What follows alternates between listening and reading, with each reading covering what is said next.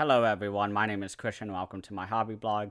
I'm very excited to return to the 31 Days of Japanese Films video series that I had been doing, and I apologize for taking so long to return to it, but I actually got caught on a film that I was really conflicted by whether to include or not, and I decided not to include it because I just did not have really anything to say, and it just really kind of fucked up my momentum, to be honest, because one thing that I've learned about myself recently is that when I start a big project like this and I go in with a plan and I deviate from that plan later on, it just really fucks up my pace. So I apologize for that, but today I'm very excited to be talking about one of my favorite Japanese samurai series, and this is a 6-film series that I will be talking about today.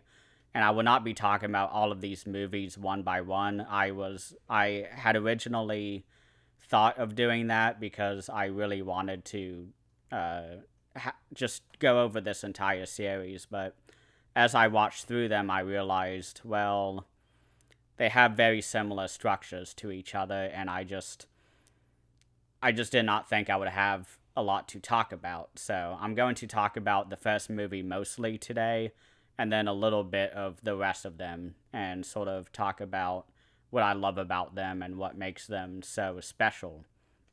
And today I will be talking about this 6-film series by half of the films are by Kenji Misumi, and the final back half is by Tomisaburo Wakayama. And we are talking about Lone Wolf and Cub. And this is a Criterion Collection edition of this. It's a box set. And one thing that not many people know about, and is if you, so the Blu-rays come out this way, normally.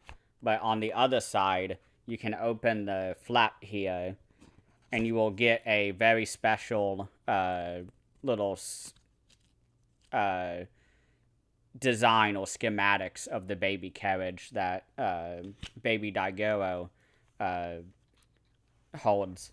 I'm just gonna put it to its side, but so they have that secret Easter egg if you want it, and it's really cool. I opened it up once and I was like, holy shit, this is so cool, and I never looked at it again. It's just one of those type of special features. But these movies, at least the first 3 of them, the Lone Wolf and Cub series, is directed by Kenji Misumi, who is a regular collaborator with the main star of this film, who plays Ito Ogami.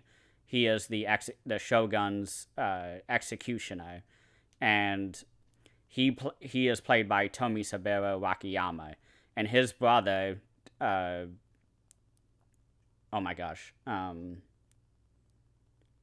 Katsu, the main star of the Zatoichi Blind Swordsman series, he produced this film. So this is another sort of collaborative attempt, or not attempt, but a collaboration between Wakayama and his brother, Shintaro Katsu. And the first 3 films were produced by Shintaro Katsu and distributed by Toho, which has a lot of connections to the earlier films that we have talked about.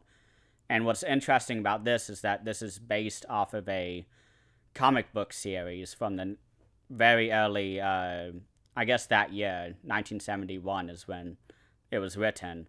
And it's I don't know how many volumes, I think there's 17 or 18 volumes, but they have been put together by Dark Horse Entertainment in America, at least, into omnibus, like, massive volumes. Putting all the issues together. But what's interesting is that it is based off of a manga that is created by Kazuo Koike, and this is somebody who is very open with how excited he was about the movies, because if you don't know the story of this series, it's that Ito Ogami is the Shogun's executioner, and he has a Dodanuki battle sword, which is basically a sword that is unable to break and is able to cut really any substance or material that you can think of, including bones and flesh and all of that, which is very important for the series. But he is disgraced by false accusations by the Yagyu clan, who he has been, and after that happens, he is forced to take a path of the assassin. And so basically, his family is killed, aside from his son, Daigoro, and he has to basically go into exile and is slowly building up a plan to get back at the Yagyu clan. And the entire series covers this. People come and go. We have different rivalries going on. We have different side quests. And it's really in the first movie where everything is set up for the rest of the series.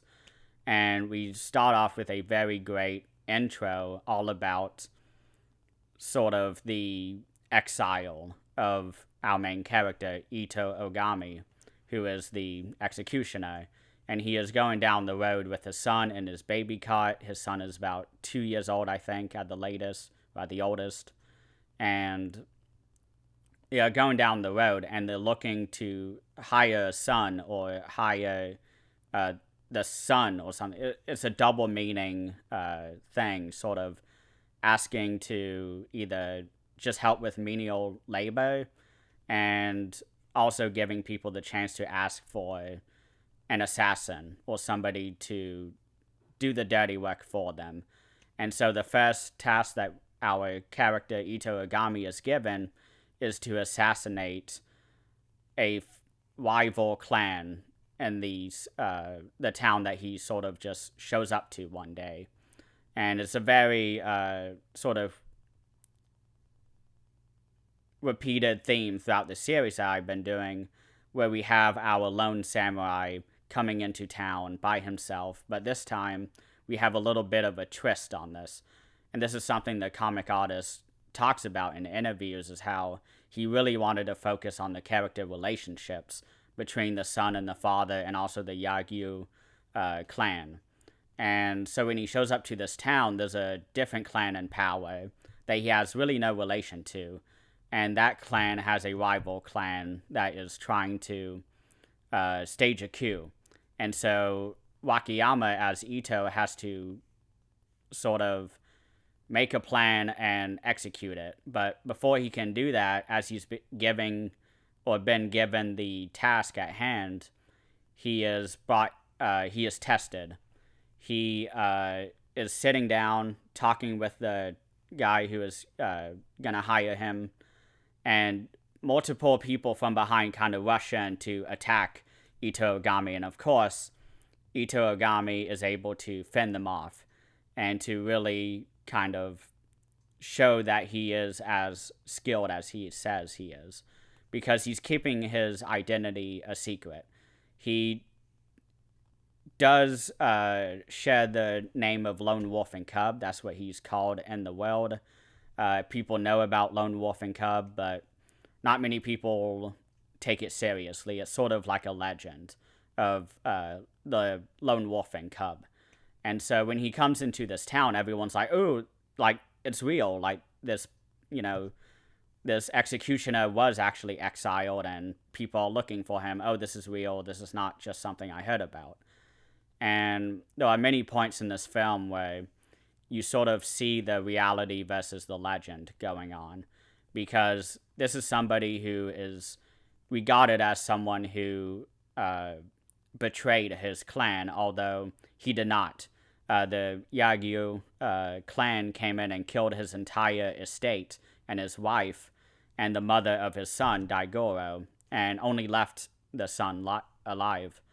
And so it's really interesting watching these characters work together, because you sort of have the internal sort of movie idea of who Lone Wolf and Cub is, that you sort of know a lot more context around this story. But then you have the, I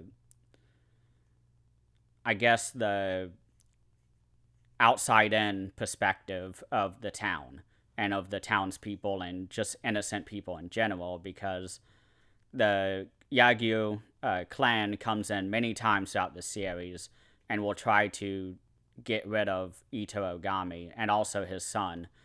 And sometimes they'll go after his son specifically, or sometimes they'll fight to disarm Ito Ogami, and that's a very hard task to do. But all 6 of these movies are very bloody. This is one of my favorite parts about the series, is that they use the blood hoses so liberally, and they do not hold back. The first scene that we have with blood hoses is when we get the flashback explaining the background of Lone Wolf and Cub and how they became wanderers and travelers of the land, trying to get back and sort of make a plan for vengeance and to get the revenge. And it's really interesting that it is with this flashback, because we hear a lot about Lone Wolf and Cub, and it's about 20 minutes into the film before, maybe 30 minutes, before we get any blood. And it's when his estate, Ito Ogami's, is ambushed. And he shows up and finds everybody dead except for his son. He grabs his son, and more people come in to finish the job, to kill Ito Ogami and also his son, to make sure that the coup is successful, because the Yagyu gang is trying to take over from the gang or the shogun's control, and trying to get rid of all the powerful members of the shogun's leadership and hierarchy. And of course, the executioner is very powerful and has a lot of say in terms of the enforcement of the shogun's policies and rules and all that. But of course, they show up, and Ito Ogami is a total badass, very skilled, and he is able to get out of that situation. And it's when he's swiping his swords that it doesn't even matter that you see the hoses, and you do see a few of them. And it's very obvious. You see the rubber, plastic tube, and it's just, air pressure, basically. Compression, yeah. That's pushing all the blood out.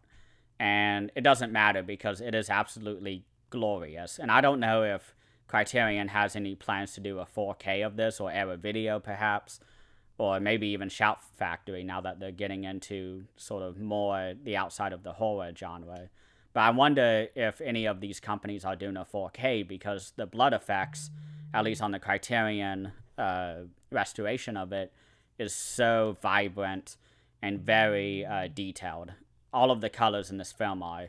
And there's a lot of sort of early green screen, I guess blue screen technology being utilized in this film, because anytime maybe not anytime we have a fight, but when we have the intro to this film, that is when the blue screens really come out. And that is when our character, after explaining the flashback, well, not the flashback, but explaining his behind-the-scenes story of, we've been, my family was killed, I was left with my son, and I'm no longer the shogun's executioner. When he explains all that, we get into our classic Japanese, or at least 50s to 70s Japanese intro credits, where the title of the film goes all over the screen in big red letters and says Lone Wolf and Cub. And you see Lone Wolf and Cub going down the dusty trail, and you see keyed in, imagery of one side of the road is total flames, and the other side is all, hurricane, typhoons, and just stormy waters. And it's supposed to show sort of the demon way to hell, is what Ito Ogami calls it. And this is what everybody comments on when they come into town, is, oh, you are walking the demon way to hell, because your son has chosen, at one point in the film before the intro, we get a moment between Ito Ogami and his son Daigoro, where Ito Ogami lays down a towel or cloth, and he puts down 2 items, one of which is a sword, and the other one is a toy. And if the son chooses the toy, Ito Ogami will kill the son and basically let him live a guilt-free life and a non-vengeful life also. And Daigo chooses the sword, and that's supposed to signify that they are both now on this trail of vengeance in order to take down the people who betrayed Ito Ogami and also the shogun. And so we get a lot of scenes throughout the film after that where you have our townspeople or the clan leaders. They're all saying like, "Hey, like you're on the demon way to hell. Like we don't want to be a part of that. Is there anything that you need, for this?" And so sometimes we get villagers and innocent people who are sheltering both of them. And at the end of, not the end of this film, but throughout the last half of the film, we have a female character who lost her son. And so she sort of takes Daigo up as her own son because her brain has just been completely broken by the death of a child. So we find her running down the street crying and screaming, and she sees Daigo and scoops him up, and Ito Ogami is kind of standing there like, what do I do? And I think it's the mother of that character comes in from where she came and apologizes to Ito Ogami and is like, hey, like her son just died like this morning. We'll try to, get off your back, here soon. I'm really sorry. Is there anything I can do to sort of lessen, this? And Ito Ogami is like, whatever. The baby needs to feed at this point. Yeah, that's his new mom. And so we have these really heightened moments of compassion going on, but we also have these really sort of unkind things going on because you have Ito Ogami doing what he can to achieve his mission. And there are times when he has no remorse, just killing everyone that's in his way. And the entire series is like this. This is why I didn't really want to go movie by movie, because the series is so repetitive and not in a bad way. I don't say that at all in a disparaging way. I love these movies. I have seen them a few times, not as much as the other Japanese films I've talked about on my channel, but this one is just really interesting because this is one of the most well-known of the Japanese samurai film series, along with Zatoichi and, of course, the many Takashi Miike and Akira Kurosawa samurai films. But this series, Lone Wolf and Cub, is so popular and is always sort of the entry point to so many people's Japanese film studies. And surprisingly, it was not part of mine. I, of course, as I've talked about before, I started with Kurosawa, and then I went to Takashi Miike, then I just sort of kept going. And Kenji Misumi is a director that I've seen a lot of, but I've never been able to really spot sort of his nuances in his filmmaking, because the films he has done has been the first 3 films of this series and also sort of random films throughout the Zatoichi series. And I think he's done about 6 or 7 I'm kind of using my memory from way back when me and Leon were doing the Zatoichi video series. But it's just really interesting because I love the imagery of this film. I think the most sort of pop culture, most powerful images of the series is, of course, Ito Ogami with his son on the carriage and him pushing him down the road.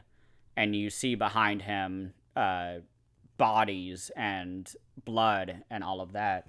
And I'm just going to show this again, but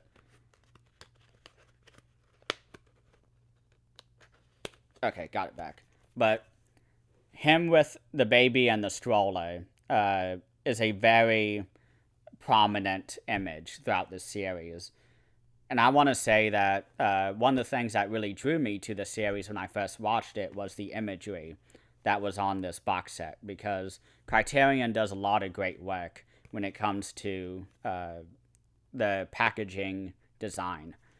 And I want to say that this is sort of the best design you can get. You have the bodies on the bottom. You have the wild waves on the left, or I guess to your right, and then on the left here is the flames. So this is sort of the duology imagery that I was talking about earlier, about how he's going down the road and there's two forces of heaven and hell kind of converging onto him, and he is able to get past all of that. And I really love just the fight scenes in this movie, because throughout the movie we get not many fight scenes. This is not I'm trying to think, like I guess this is not Blade of the Immortal by Takashi Miike, because this movie has its fights, but each one is spaced out a lot throughout the runtime. You have one pretty early on where we have sort of a quick kill with the first clan. I keep forgetting the terminology for this, but the first leader that tests Ito Ogami and tries to not get him killed, but tests his abilities. That guy, oh fuck. So during these fights, you have that very first quick fight in the beginning of the film. As I was saying, I lost track of my thought, but I have it again. But then after that, you have about 15 to 20 minutes where it's all talking, planning, and traveling. And we get our first fight. And this is when we go back to our flashback, because Ito Ogami is going down the street and sees two little girls singing and playing with a hula hoop, I think. They're throwing it back and forth, or I don't know what game they're playing, but they're singing a lullaby sort of song. And Ito Ogami sees them, and that's when he's reminded of his wife, because he thinks back to the first time that the Yagyu tribe or clan came to his house and killed everybody. But we don't see that. We only see the bodies, and he sits down and he's looking at his son and sort of trying to understand the situation. And that's when the people come in, and all diegetic sound go out. You don't hear any of the noises around him. All sound is muted, basically, except for the swishing of the sword. So you hear the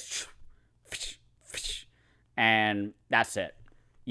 And I'm trying to remember, but I think the only other sound aside from that is, of course, the groans and moans of his victims as he slashes and dices them. And this is when the movie gets very exciting and goes into what it's known for, which is, of course, it's really bloody action. That is what I think is its biggest strength in this series, and also the look at the different characters, because by the end of the series, all these characters have been on screen for about 6 hours or so, or maybe 9 hours, and it is so interesting watching Ito Ogami from the flashback at the earliest time that we know him, and going all the way to the end of his on-screen life.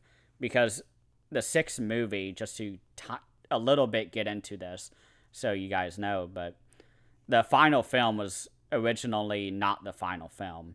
It was going to be the first part of the kind of final film, so it would be like a 3-hour type of movie, part 1 and part 2. But when Wakayama was producing the film and directing it himself, he really wanted to do the final ending that the comic has, which is, spoilers if you care, Ito Ogami is killed early on after the sixth movie. and we don't see that on screen. He just sort of, the sixth movie ends with him snowboarding down a snowy mountain after a amazing sword fight. But my issue is that in the comics, Ito Ogami dies shortly after that, and Daigoro takes up the sword and tracks down the Yagyu member who sort of is the final survivor of the clan. And they have a big confrontation together, and this sort of last remaining character, he sort of has given up because he has lost everything at this point, and he wants to close the loop of vengeance. So he willingly gets killed by Daigoro, and Daigoro, no, I'm completely wrong. I just remembered.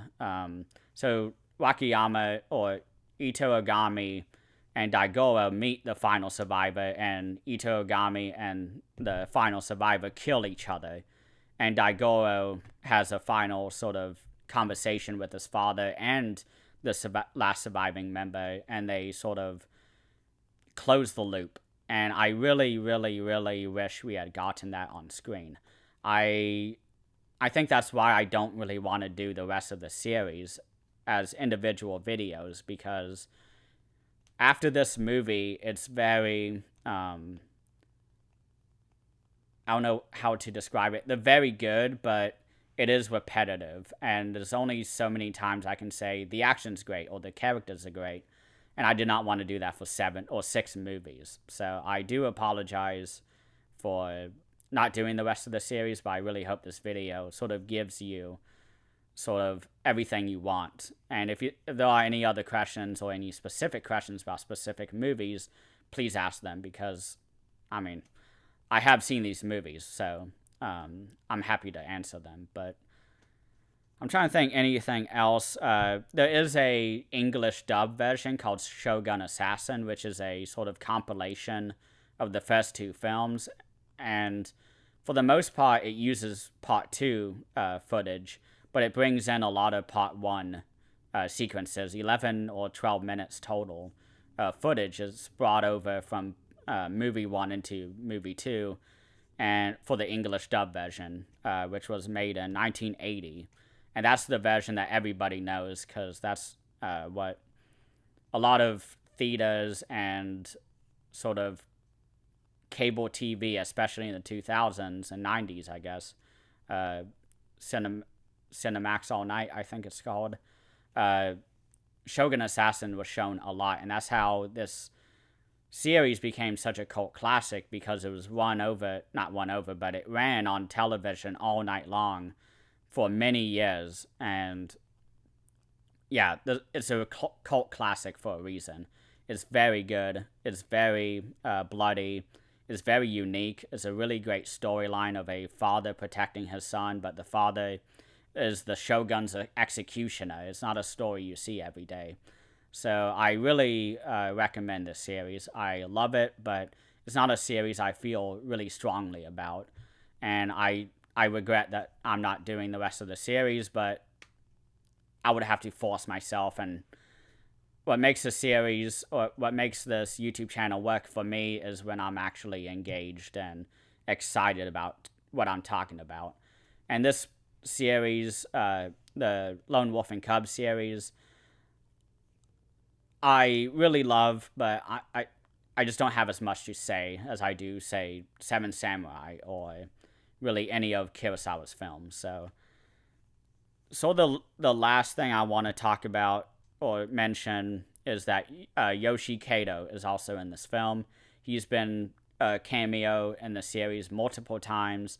He's in many Kurosawa films. He's in a couple Masaki Kobayashi films. I know he's in Human Condition Part 1.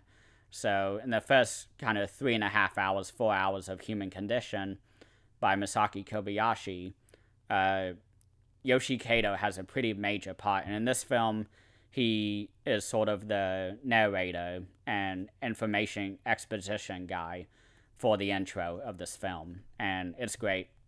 Always happy to see him. But I'm happy to be going into the 1970s now because the 70s is full of really great films, and I'm sorry to say, but we won't spend as much time in the 70s, but the 80s will be a era that I think will be very fun, and especially the 90s. Oh my gosh, so many great Japanese films were made in the 90s, but I don't want to get too ahead of myself, so I'm just going to call it there for today. But thank you all so much for watching, and please have a great rest of the day.